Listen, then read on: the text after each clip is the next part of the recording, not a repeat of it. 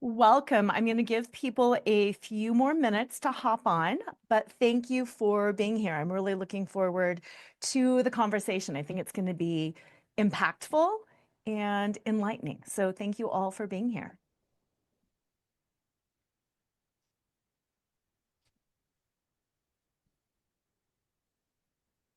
All right. Well, it is officially 11:30, so I'd like to start because I want to respect everybody's time. I wanted to introduce myself first. I am Lora Cheadle. I am a leadership and wellness coach, a TEDx speaker, and an author. And my focus is on helping individuals and organizations reframe burnout as a sense of betrayal so they can start really solving the root issue and moving forward. Our panelists today, we have got Dr. Rebecca Eldridge.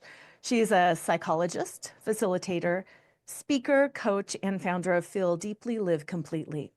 She prioritizes well-being for change makers and their organizations so they can engage in compassionate conversations, decrease the toll of emotional labor, and deliver their greatest impact.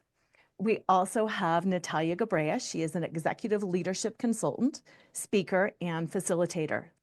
And Natalia empowers senior and executive leaders to shift from reactive, high stress, and draining leadership patterns to intentional decision making and courageous communication through her Surge framework.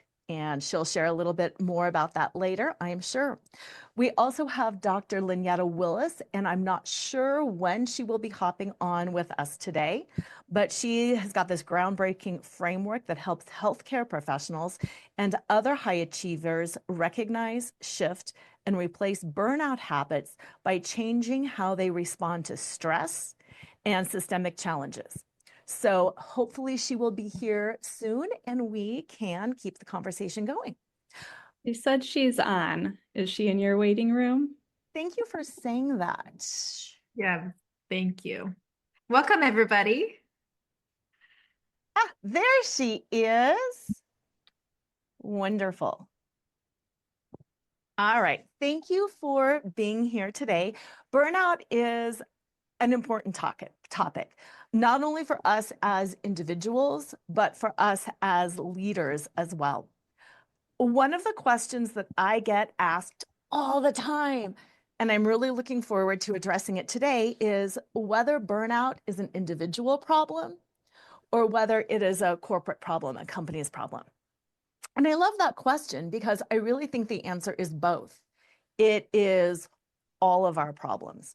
We need to learn how to address it for ourselves, but also as leaders, we need to become adept at recognizing it and helping others address it in themselves, and also in creating cultures that support well-being so that everybody at the end of the day can stay energized, enthusiastic, thinking, non-reactive, and we can all create a better world for everybody. So I am going to start by asking these questions to all of the panelists. There's no order. You can jump in at any point in time and answer it. The first question is, burnout has become a buzzword, but it's also a very personal experience, just as I was saying. Can you each share how burnout shows up in the areas you specialize in and why it is so important to address it right now? Rebecca, you want to start? Okay, I can start. Sure.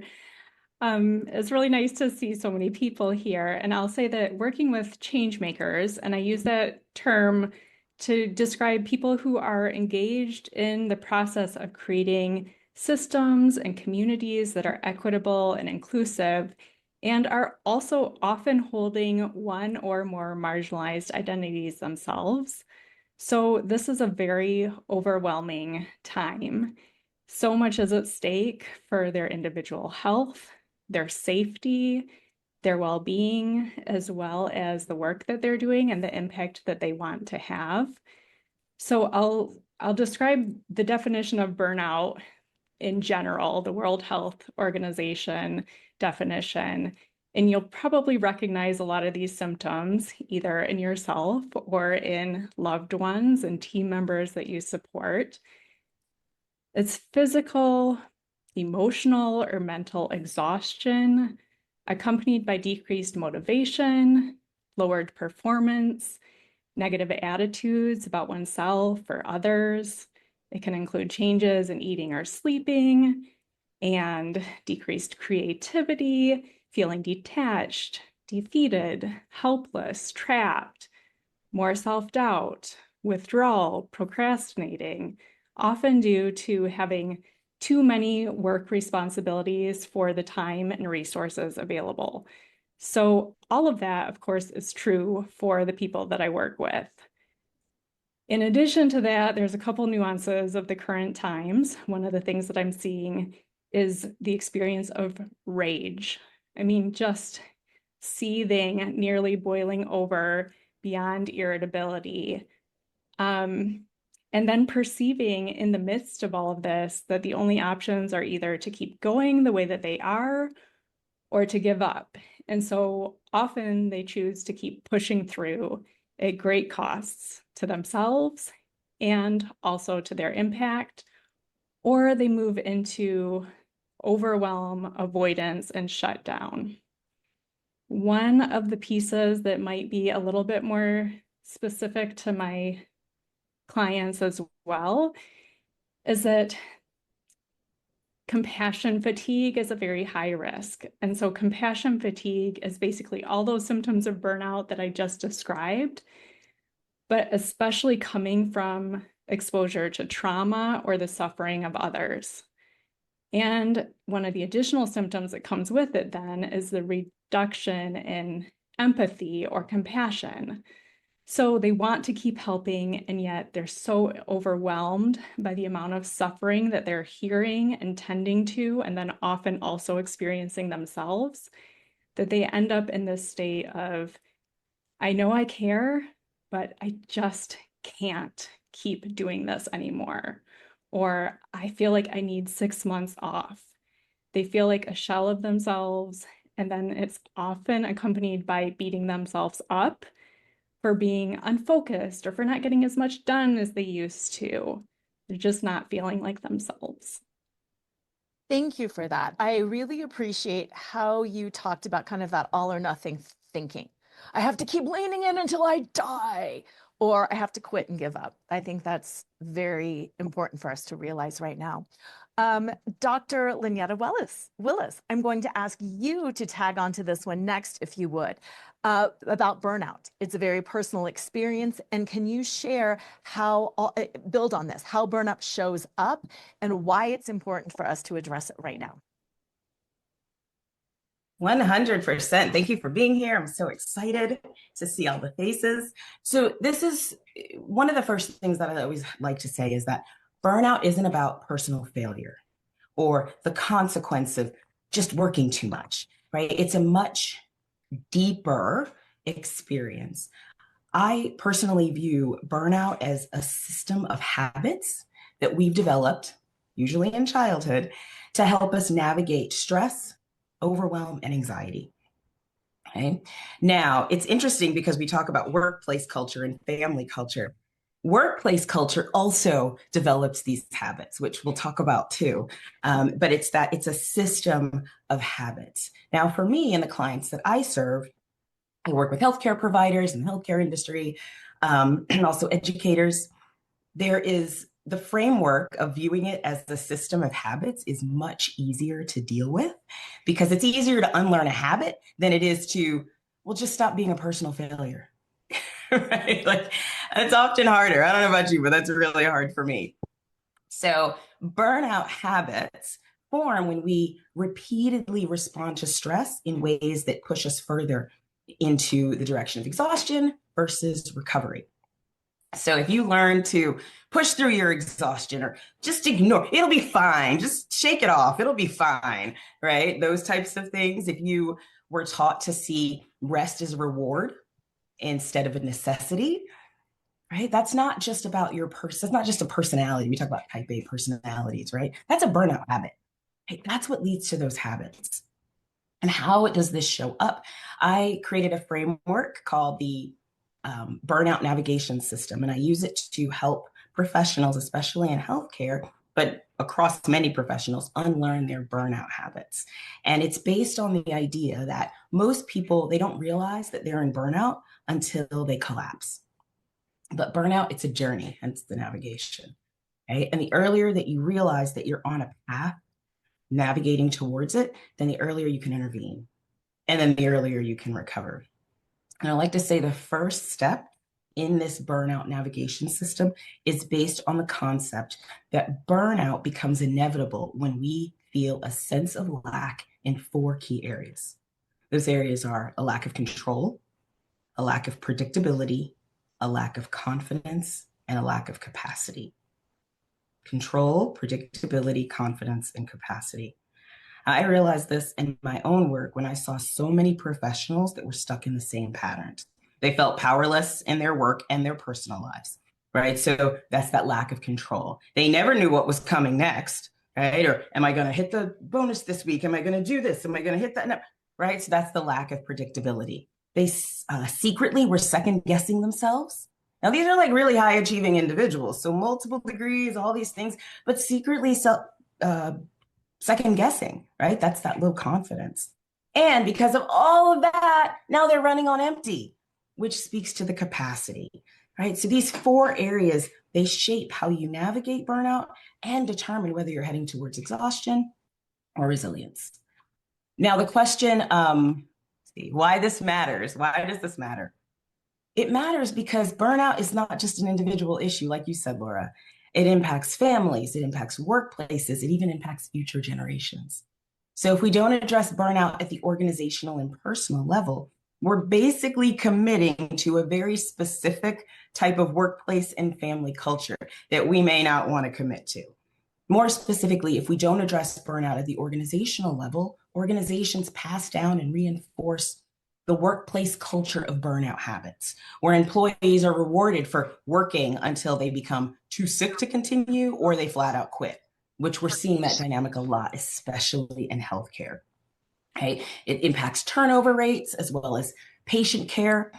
And finally, if we don't address burnout on a personal level, then we're making a commitment to pass it down in the family cultural line, right? We're passing down a family culture of burnout habits to our children, who 100% are what? Oh, and just a reminder, double check and make sure you're on mute if you're not speaking. Yeah. I think it's Mandy. Yep, Mandy. There we go. There Thank you go. We're passing down that commitment. We're making a commitment to pass down a family culture of burnout habits to our kids who are watching. You might think they're not, but they are watching. Right? They're watching, and we don't want to pass down that message that exhaustion is normal and self-sacrifice is the standard, right? So that's how I look at burnout. It's a system of habits. It's not a personal failure, which often people see it as such. And the culture of families and workplaces both have to be impacted, or both have to be shifted and worked on in very intentional ways in order to start dialing this back.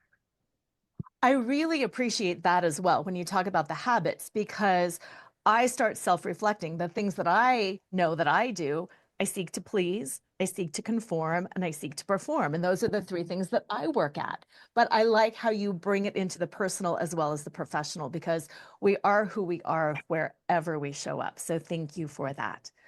Natalia, would you like to address this question also about how burnout shows up and why it's important to address it right now?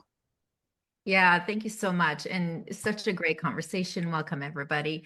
First of all, I wanted to add a comment about, so I sit with a lot of executives and leaders who work in corporate, for-profit and nonprofit, faith-based, all over the place, higher ed. So I have this privilege of seeing from sort of a higher perspective, a few different industries. And I would say burnout affects not just the person and the team and the culture and the organization, all that, but I will take it one step further, especially now, to say that there's profound burnout in communities, and large scope level of burnouts looks like Like we talk about fight, flight, freeze, but we don't often talk about the other F's, right? Like the flooding of all the stuff that's happening and the fawning and work. I'm concerned from where I sit and want to support people because I'm concerned about the last F, which is fatigue, like profound fatigue, where we're getting to the place where we're just basically like, that's okay. If the train runs over me, I don't have it in me anymore to cross to the other side. So all of my work is in service of making sure that mission-driven leaders don't get to the place where they feel like this level of complete surrender, but rather have some capacity and some way to recover and replenish their energy on a day-to-day basis so that they can go on for this very long journey. Like we're talking about, Ironmans. I don't know if anybody knows what an Ironman is, but it's like a marathon on speed. It's like super high level. I don't know if anybody knows, like it's like a marathon twice or something, plus biking, plus swimming. So it's kind of like that, but you're doing that 365 days a year. That's kind of what it feels like. So what I see it from my end, at the leadership level, I see the burnout show up in the breakdown of three major things. Powerful and efficient communications, complete breakdowns of that.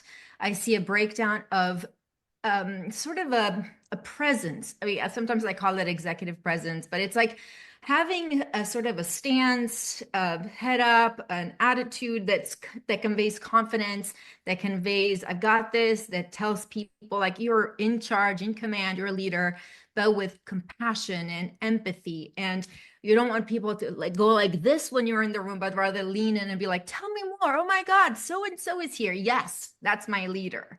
And then the last one is self-mastery, right? The idea that while I'm leading everybody else and I'm in charge of everything else, truly behind the closed doors or in private conversations with me, let's just be honest, I'm falling apart. I don't see my kids. I don't have time to eat. I haven't worked out. My blood count is crazy. My blood pressure is insane. Like all of that is actually happening. So very rarely do I hear teams literally say, I'm concerned that 30% of our team is in burnout right now. People don't say, I'm anxious, I'm burnt out. Like that is not something to be proud of. It's not a badge of honor. So people are shy about it. They don't want to display weakness, right? Which actually adds to the sense of burnout. But behind closed doors, the idea that one way or another, I'm not sure how to manage all of this together and still show up and still make a difference. The framework that I like to talk about is called Surge because everything I do in this world is about energy. You don't know me. Some of you do, so welcome. If you do not know me, I'm a martial artist, a Qigong teacher. I have all these little quirky and eclectic interests, but energy is a big passion of mine. And I think that ultimately, more than time and money, our energy is our most precious resource. And you can tell that at the end of the day, you don't even have energy to like wash your coffee cup that's in the sink and you're like, forget it. I don't even have energy for that. Or there's conversation with a spouse or partner that you're like, hi, we need to talk about this. And it's just, I don't have the capacity for that conversation. Like, you know what that energy feels like. And so I like to talk about surging energy with the intention and the goal is to have a steady state of energy. I'm trained as an engineer, so everything I see in my head is a steady state, right? Steady state means the rate going out is the same as the rate going in. That's what a steady state is.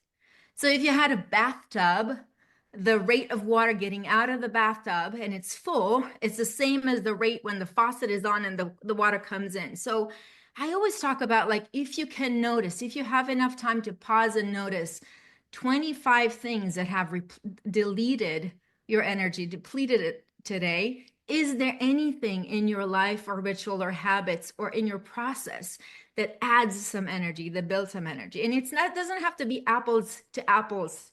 This energy is one of those things where it can be apples to oranges.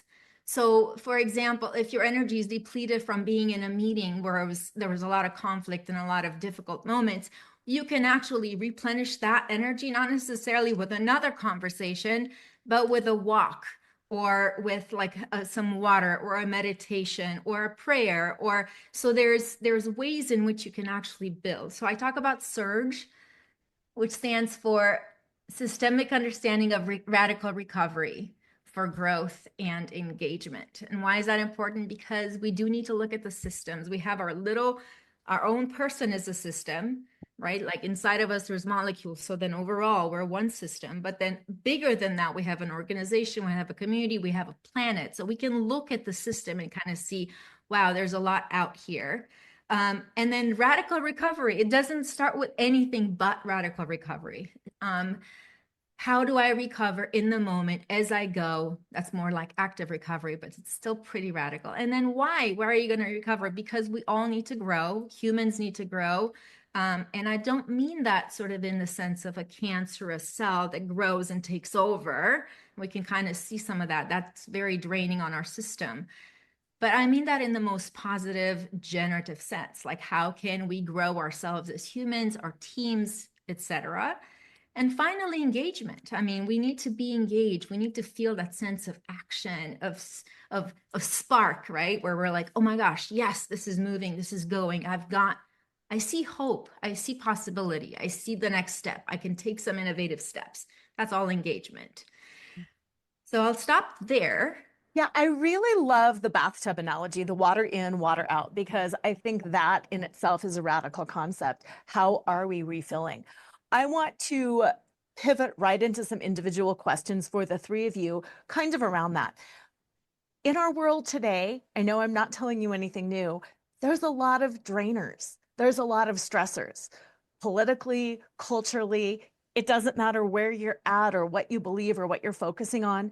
There's a lot happening in the world, and it can be scary and it can be draining, and it can put us right into that fight, flight, or freeze all the time, exclusive of being at work. You can wake up, you can be calm, you can be driving to work, listen to the news, and walk into work and be in a completely activated state.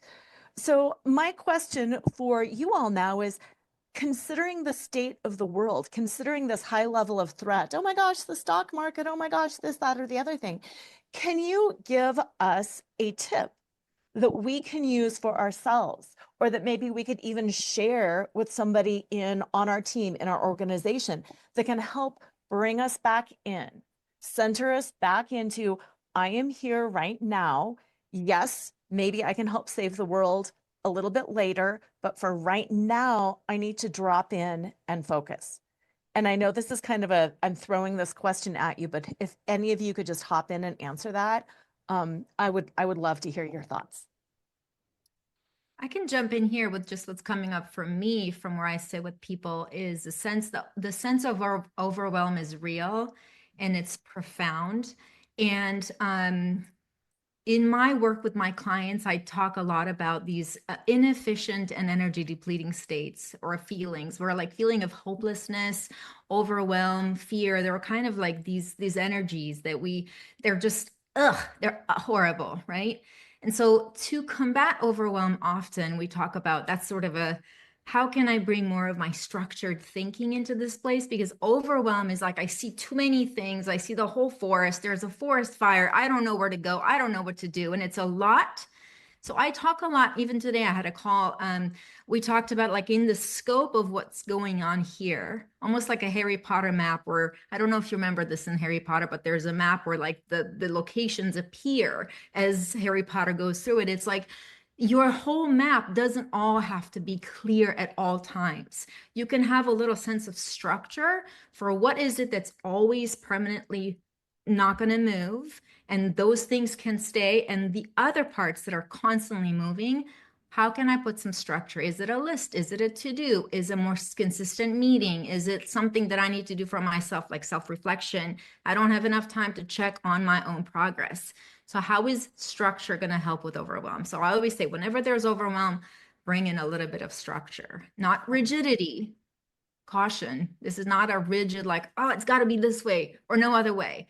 It's just maps, diagrams, pictures, Excel spreadsheets, to-do lists, structure, anything that feels like structure, a recipe. I love that. Thank you. Rebecca or Lynetta, do either of you have a thought on that? I can chime in. Okay. So one of my mantras that I talk a lot, I speak a lot to parents, especially who want to raise their kids differently than they were raised. So a lot of intergenerational traumas and dramas. And one of the things that a lot of my clients do not necessarily have not had as an experience is a recognition of their needs. Right. So one of the mantras that I often use is my needs matter. And I'm consistently encouraging my clients, whether I'm working with a physician, a stay-at-home mom, whomever, I'm always tapping into what is your need in this moment? What do you need? And I don't necessarily, I mean, it could be I need rest, I need, consciousness. It could be something, but I mean, like on a basic level, do you need to pee? Do you need to drink water? Like, do you need to stand up and go for a walk? Because especially if you're in that high achieving mindset, ignoring those needs can be so easy and so simple. So when things are going and everything's flashing in your face and there's news here and that there and your phone's dinging, just being able to stop and say, what do I need? And then listen. Just listen and just notice whatever part of you decides to chime in and speak to that need. And then do it. You would be floored how many times I give this to my clients, and they will tell me, I peed like 6 times yesterday, right? Like, just simple things like, oh my gosh, So just being aware of what are my needs and checking in on that I love that. consistently.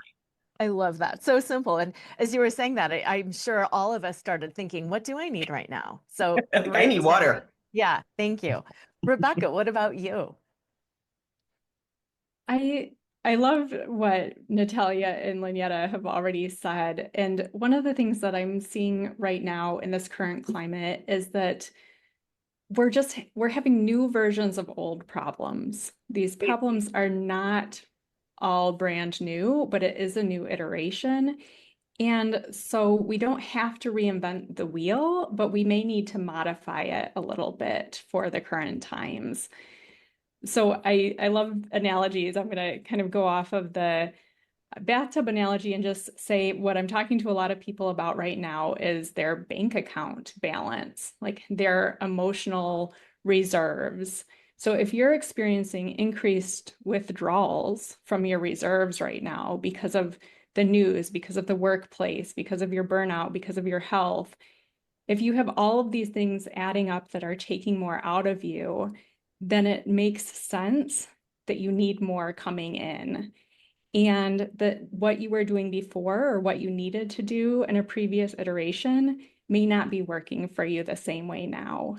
And so really encouraging people to move away from beating themselves up about the fact that what they're trying isn't working yet or isn't meeting their needs yet, and go into more of an experiment of trying out, like, what are the types of deposits that you need? They might need to come from different sources than they did before. They might need to be in different amounts that they did before, but to really be creative and compassionate with yourself as you're experimenting and figuring out, where do you get the most return on your investment?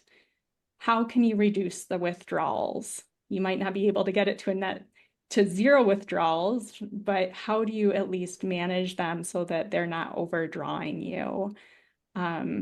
So I think that that's one of the tips, to just shift your approach into an experiment, this time period, this new chapter. What are the things that can add in to your reserves to compensate? I like that. I like that.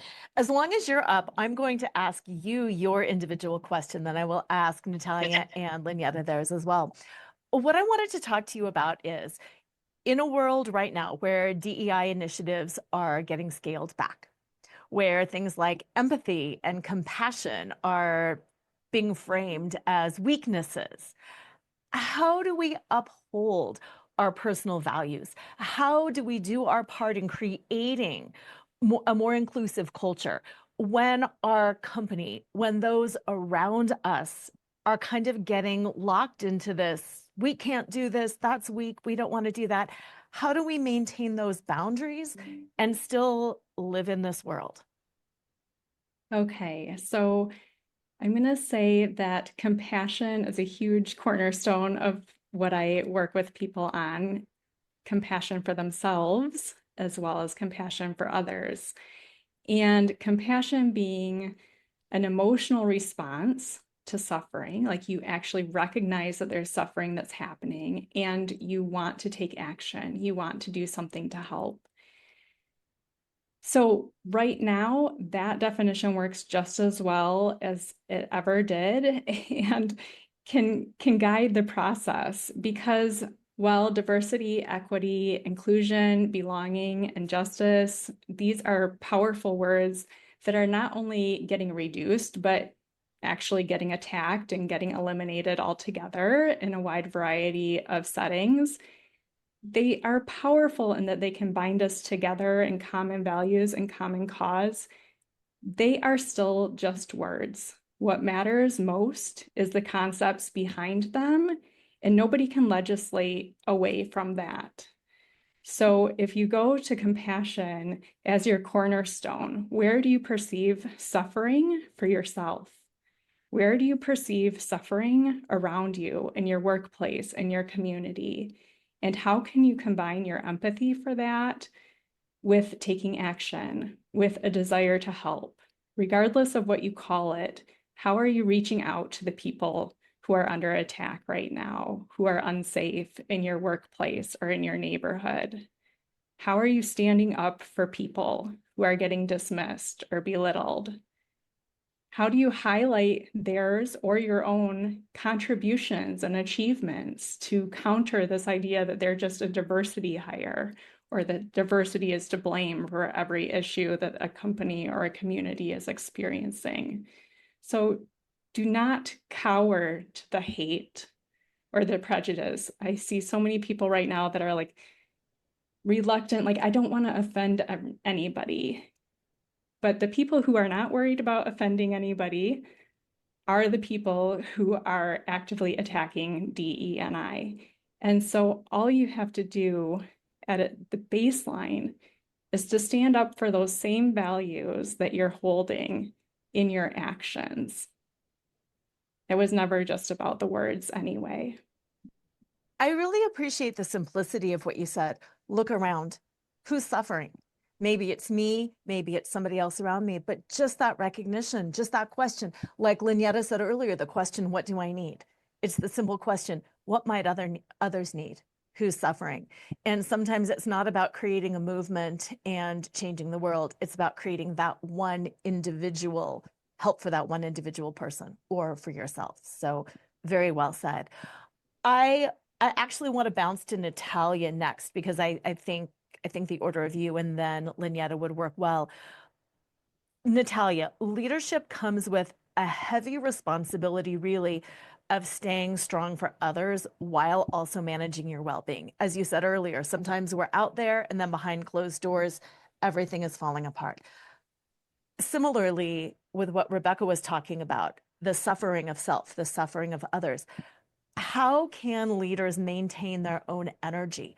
How can they continue to speak with kindness, with candor, fight for themselves, fight for others, be effective, be powerful, while also managing their own stress? You know, my own health is falling apart. My mother's in the hospital. My child is doing X, Y, and Z. How can leaders balance all of that? Yeah. Oh my gosh, you're literally speaking into one of the issues that came up today. I think this answer is complex and it really is both strategic and tactical. So most of the leaders that I work with, what was the phrasing that you used? Sorry, I'm just going to pause. Staying strong for others? Yeah, staying strong for others. Most of the leaders that I work with don't kind of show up with that mindset, staying strong for others. They show up with this mindset of, I've got to get it done, and it has to be the highest level of execution or else. And then because the pressure is so high and intense, they just kind of bulldozer and get, this is what we need, get it done. While there's a part of them that maybe is kind of going, oh, that was kind of harsh, but not for all. So we're talking about very specific leader here. Because some leaders say, this is what needs to happen. If you don't like it, get out of the way. Somebody else will get it done. I think we can see some of that right now. I think the leaders that I'm really interested in helping to sustain their energy are the leaders who basically say, there's a lot of pressure and I'm not really sure that even I can have the capacity for it. So the best resource in that place is collective energy, leaning into each other. So if you are in a middle or senior VP type position, what I see a lot of is people saying, man, why are they breathing over my neck? Why are they micromanaging me right now in this moment? I don't need to be micromanaged. I know what I'm doing. And literally in the conversation today, I said, let's look from an empathetic, higher perspective, where maybe you don't have a perspective of what the executive leader is looking at. And they're so on quicksand that they're needing to manage and control every move you make, because the truth and the reality is they don't actually know what's coming. So from that perspective, what do you see possible? So there's like a sort of a softening of like how the senior and middle manager looks up the chain of command and says, what more information do I have? And how do I speak up? I talk about speaking up in communication. I've talked about it even here. How do I encourage and empower a senior leader or a middle manager to say, you might not know this, but this is what's happening, but do it. I'm going to use this military language because that's how I learned it, but like bottom line up front, right? That's the language, like bottom line up front. This is what you need to know. This is what's important. And this is my core desired outcome. I think we're aligned here. But not speaking up is actually what's causing a lot of these problems. At the highest executive level, it's a pursuit, in spite of fatigue, to prioritize and center empathy. Even if you might not take direct action on it, like I don't necessarily know what my empathy right now is saying because I have to literally shift and make drastic whatever, 2 million cuts have to happen by tomorrow, or we lost a contract or whatever. And that's still the reality. And how do you hold the reality of the pressure and still have empathy? And so for that executive leader, was usually what I say is make time for yourself. So that's the biggest tactical tool.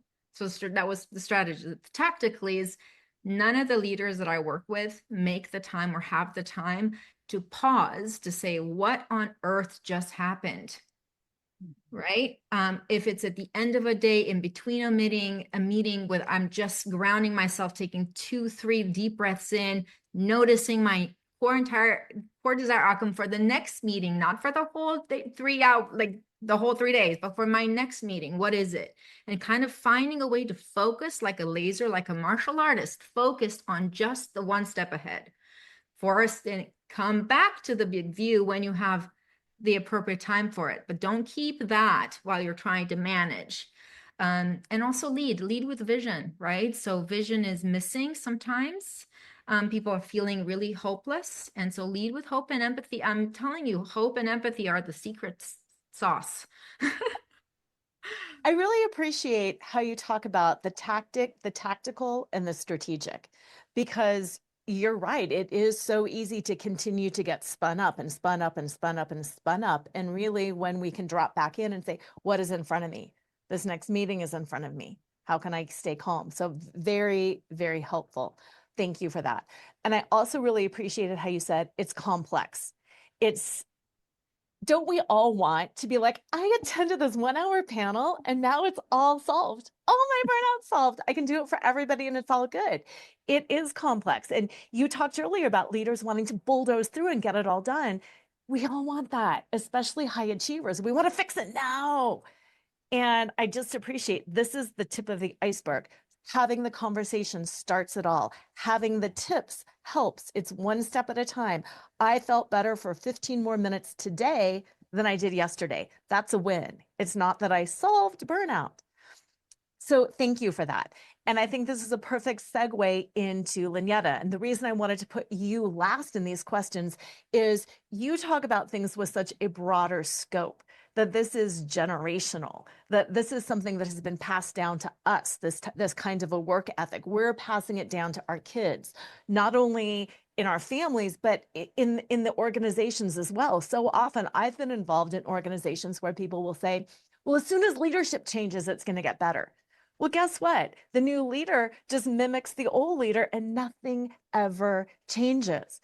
So I want to talk to you about burnout and how it does get passed down in families, in workplace, how it shapes the way we handle stress across generations and in workplaces.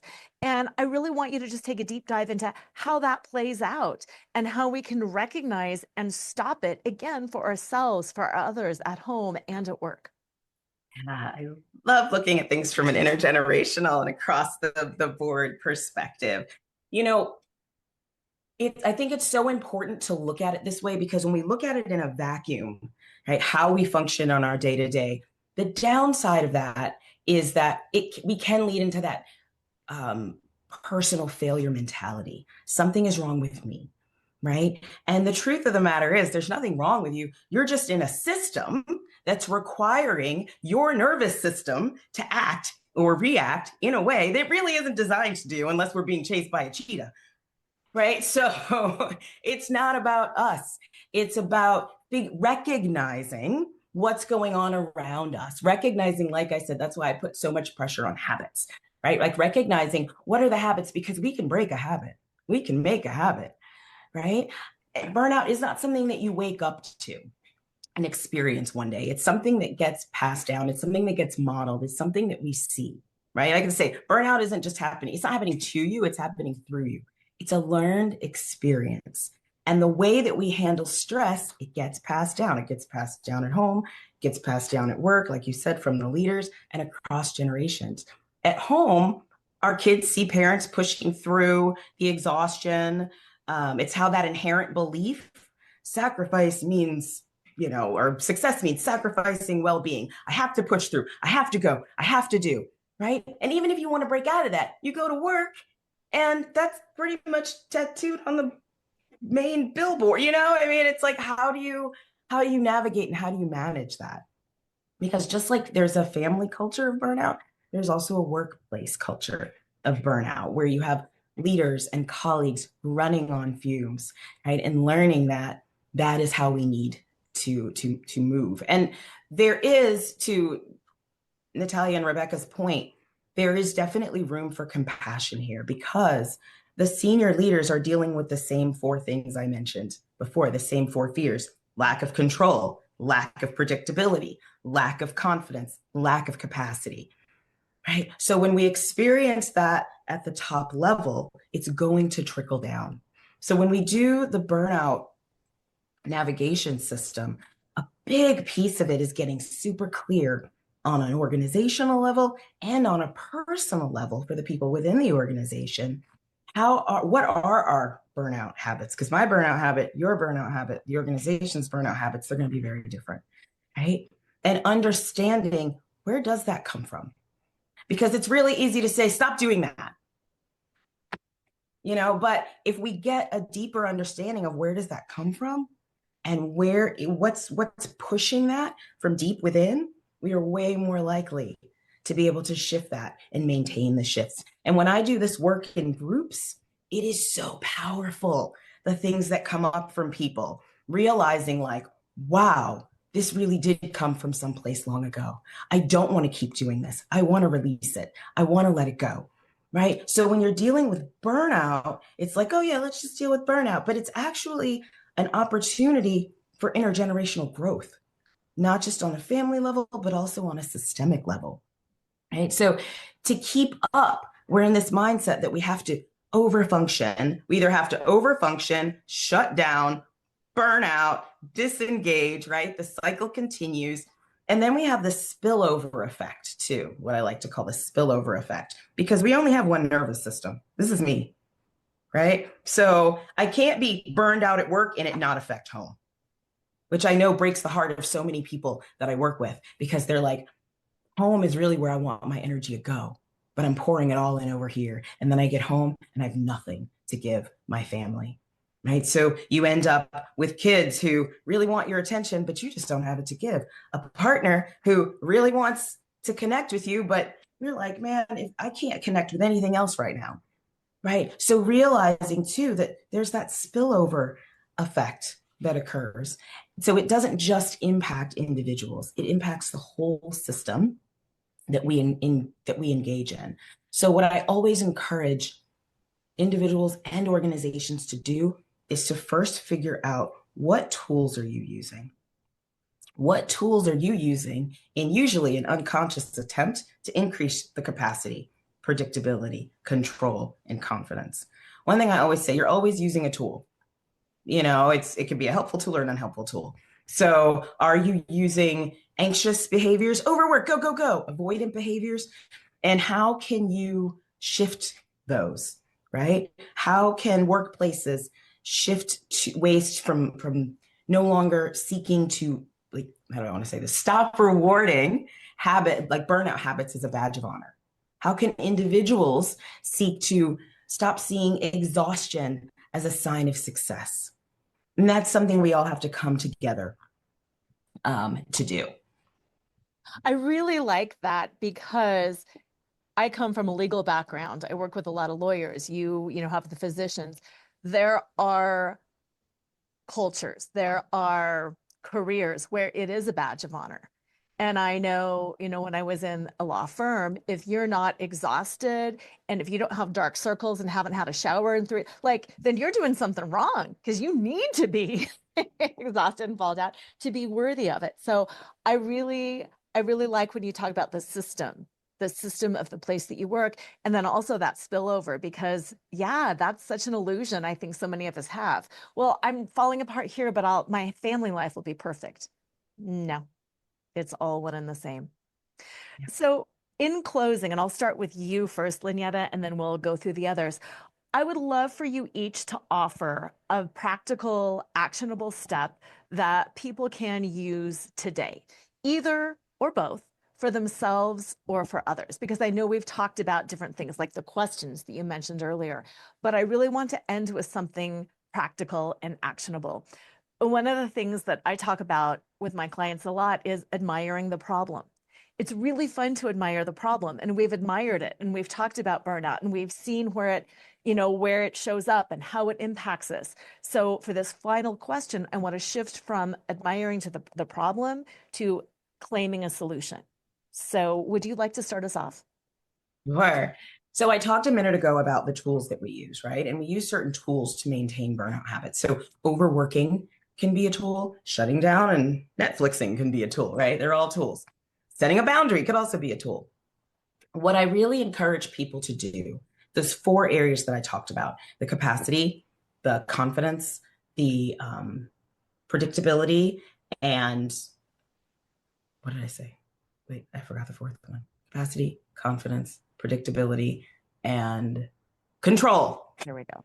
When you look at the 4 of those, what I really encourage people, thank you. What I really encourage people to do is think of an area of your life where you might feel a sense of burnout or exhaustion or overwhelm, and get out a sheet of paper, okay?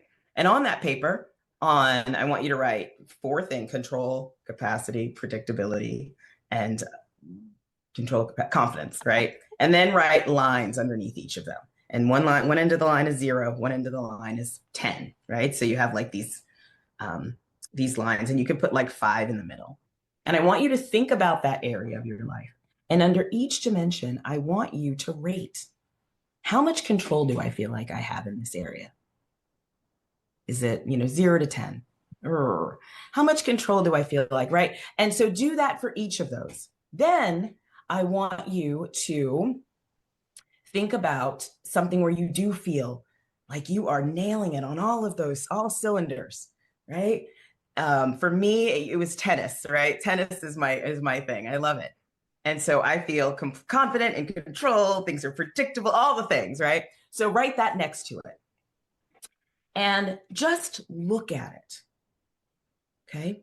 And I invite you to pick one, not all the dimensions, because sometimes we do that. We're like, I'm going to deal with my burnout. And then what we end up doing is we're like, I'm going to meditate 5 times a day. I'm going to do this. And it's like, stop, just pick one. It might be control, right? And figure out if control is on the low end of the spectrum. What is one thing I can do to feel a little bit more control today? If it's predictability, what's one thing I can do to feel a little bit more, make things a little bit more predictable today? We're talking about small incremental steps. Okay. Then on that other one where you were like, I'm nailing it, I feel so good over there, realizing that is what I call a filler for you, right? The one that you just filled out, that's a drainer. This is a filler for you. Ask yourself, how can I fit this in my week? And if you already fit it in once, how could I fit it in twice this week? Because ideally what you want to do is you want to get to the point where your fillers outweigh your drainers, right? So figure out what's draining, what's one dimension I can increase incrementally just a little bit. And then for the drainers, what's something that I can do? And then the last thing I'll say real quick is for organizations, figure out, do a very similar thing, figuring out where do burnout habits exist within your organization. That's something I love doing, helping with, right? And then figuring out what's one thing I can do to shift that workplace culture. Like maybe you have a no email after hours rule, right? Or you tell everybody no checking your email after 7 p.m., right? Or maybe you figure out, are there ways to combine meetings? So we're not having 15 God, in healthcare, they have 15 meetings about everything, right? Like, so we could just maybe get down to one meeting, right? So figuring out a way to do that. Wonderful. Thank you. And thank you, Rebecca, for putting in the tips as well. That's very helpful. Natalia, would you like to hop in with a helpful, actionable tip? Yeah, and when I talk to my clients, I always talk about tool set, skill set, and mindset, which is really a helpful way to organize some of these things of like, remember when I talked about structure and not feeling overwhelmed? It's like, I need some tools. I need a mindset. I need some skills. I don't have enough skills for this or that. So the tool actually, I think, applies both personally and in an organization. It's really sits under the statement of meet yourself where you are to get to where you want to go.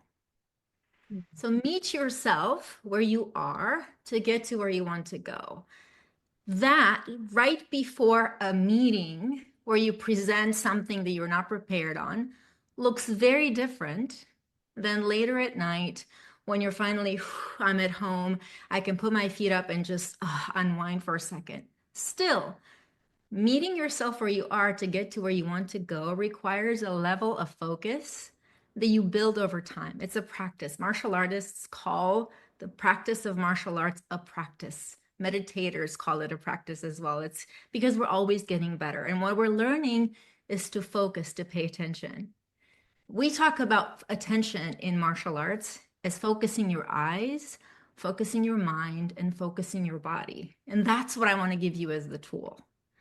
What if when you say, meet myself where I am to get to where I want to go, you do a quick check on focusing your eyes? That literally means, what do you see in front of you? What is in front of you? Look left, look right, notice. Right? Focus your mind. Where is it? What is it supposed to be on? Because if you're preparing for the in 5 minutes you have a meeting and you're thinking about daycare because something happened and you got an emergency, you know you're not going to be able to focus. So something has to happen. Speaking to Dr. Willis's point, like, what do you need to resolve that really quickly so that you can shift your focus back on the meeting?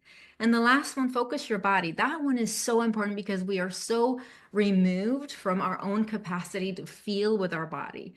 So are there sensations in your body? Is there thirst? I mean, I think, again, speaking to what you need, are you thirsty? Do you need to pee? Like, focusing on your body means that you're taking a second to do a quick, it doesn't have to take a long time, a quick scan to say, what do I need? And I'm going to give you the actual tool that I use to focus my body, which is my Guolin cancer recovery method from Qigong. It's a beautiful breath, but it's basically 2 breaths in and 1 breath out. And you just do this. You breathe in, and then out slowly. You can use your hands because it helps, but you don't have to. Like, I'm still doing it now. So let's do it together. It's like breathe in, breathe out slowly. It's almost like you can see, right? The oxygen going up and up. And let's do one more. Breathe in, and breathe out.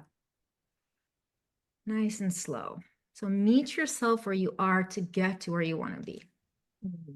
Thank you so much. And that tool is fabulous too, because also as a leader of a team, that's something that you could ask your entire team to do. Whether or not they do it, it's all right, but it's simple.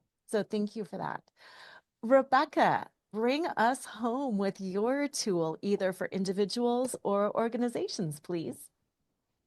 Sure. Well, I was going to talk about the importance of the breath also, because I think that's one of our most basic, always with us tools that helps to ground our nervous system. But Natalia just did such a beautiful job with that. So I'm going to say at an individual level, look for connection.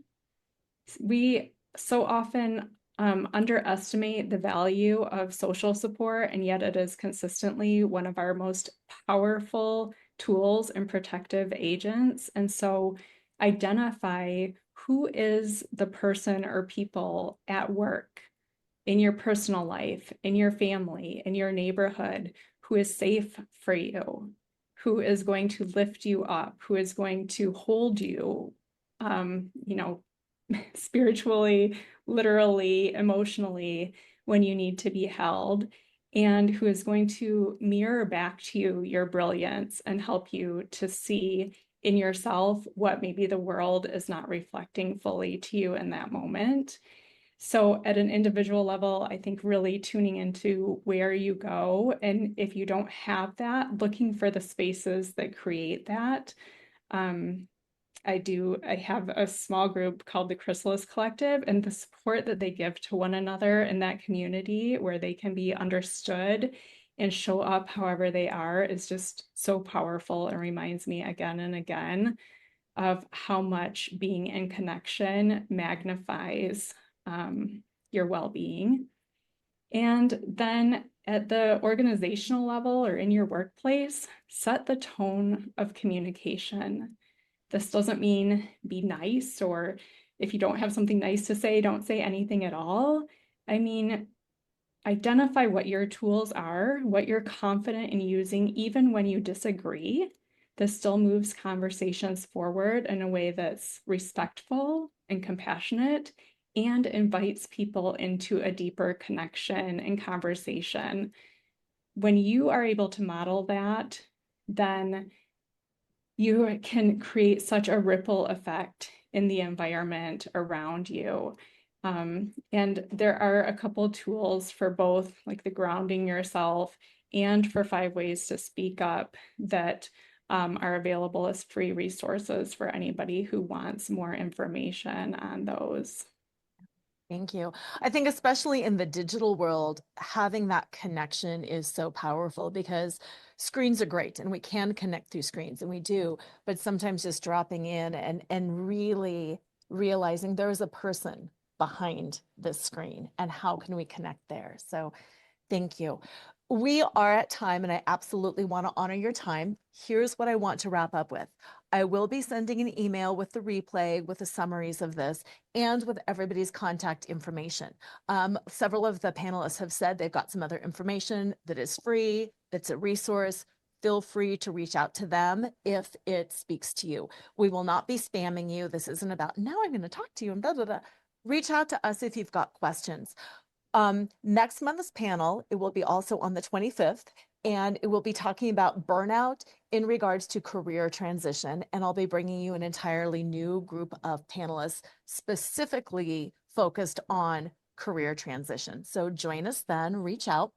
I will officially say goodbye and thank you to everybody. And then if you've got questions and would like to stay on a few more minutes and ask them, we will be here for a while longer. And if you would rather just email your questions later, we will address them all. I just want to, I know it's the middle of the day and I want to respect your timing. So thank you. Thank you to everybody for being here.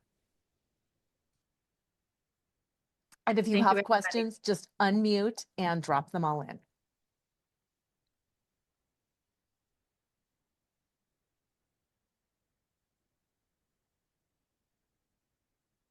Lots going on in the chat, but nothing on the mic. I will say really quickly, I do have an anti-overwhelm checklist that literally walks you through how to navigate your needs, prioritize your needs. And at the end of it, it helps you to create a clear plan to deal with any overwhelm you're experiencing. So if you'd like that, please reach out. Yay. And I just popped, I see you're putting some LinkedIn things in there. I just put my, I can't even talk, my website, that's the word, in there. And I'm also putting my link for my cultivating candid conversations around burnout with your team, a link for that. So I will send you the replay. And other than that, thank you all for being here. Thank you. Bye. Bye.